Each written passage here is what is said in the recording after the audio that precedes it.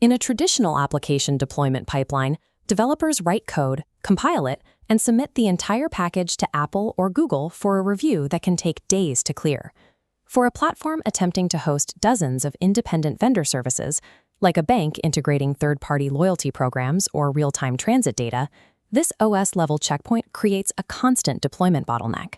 Super apps utilize an over-the-air deployment vector instead. A host structure pulls modular, independent blocks of code directly from a cloud server, bypassing the external store review entirely. Under strict architectural standards, a super app functions as a host app engineered specifically to provide a runtime environment for smaller, isolated mini-apps. An application only qualifies as a super app if it can dynamically fetch, load, and execute third-party components at runtime. This dynamic delivery relies on a specific mechanism called a runtime loader, which resides inside the host app to download and inject new code on demand. Achieving this status requires engineers to balance three conflicting demands: maximizing dynamic distribution, isolating security boundaries, and preserving native performance. The first major engineering decision, selecting the base mobile framework, dictates the technical feasibility of the entire ecosystem. Purely native iOS and Android architectures resist dynamic component replacement. They restrict remote updates to highly specific tools, which cannot host an open vendor ecosystem. Flutter is disqualified for this specific architecture. Its Skia rendering engine and Dart compilation model reject the dynamic execution of remote code at runtime. This matrix shows how architects score framework viability against super app requirements. The total capability gaps reveal a clear split, with native and interpreted native frameworks failing the core requirements. Flutter's inability to support dynamic code loading creates a disqualifying gap in ongoing distribution. React Native provides the most viable environment because its reliance on a JavaScript runtime, like Hermes or V8, allows the execution of dynamically fetched JS bundles. In this architecture, framework selection is dictated entirely by runtime execution capabilities, rather than UI rendering speed or developer preference. To achieve this, engineers implement a composable architecture, keeping the core application completely stable, while various third-party modules update independently around it. This ecosystem begins with the foundation, the native hardware APIs.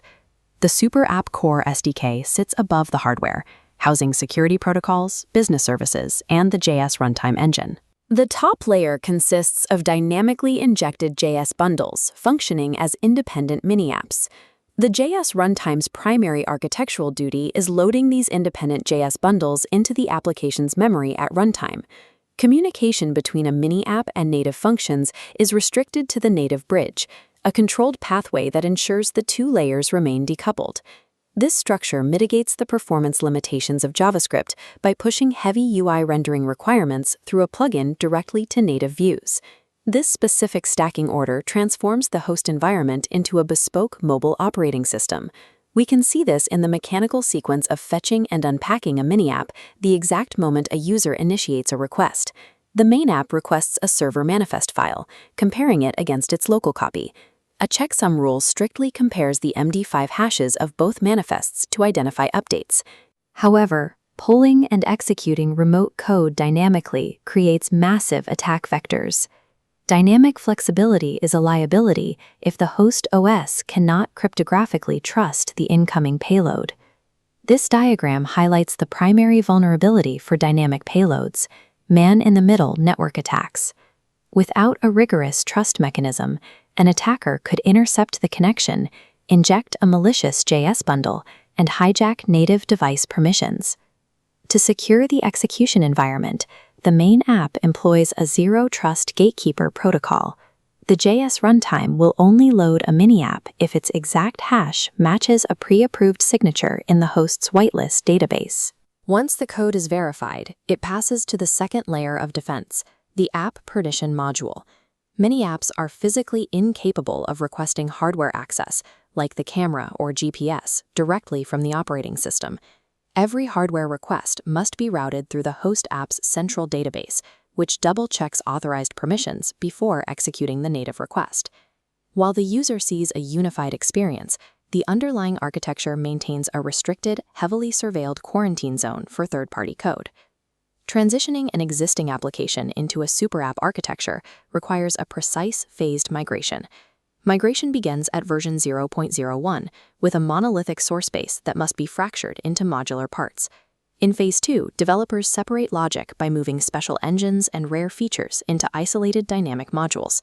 Version 1.0 achieves the finalized mixed architecture, utilizing a runtime loader to support a continuous stream of third-party mini-apps. Strict dependency inversion is required at this stage to prevent the complex web of modules from collapsing under its own weight. While React Native provides the necessary execution engine, it is merely a tool that supports the broader architecture. The native core SDK represents the true engineering achievement here, enforcing the cryptographic boundaries that make it safe to run a bespoke operating system inside a single mobile app.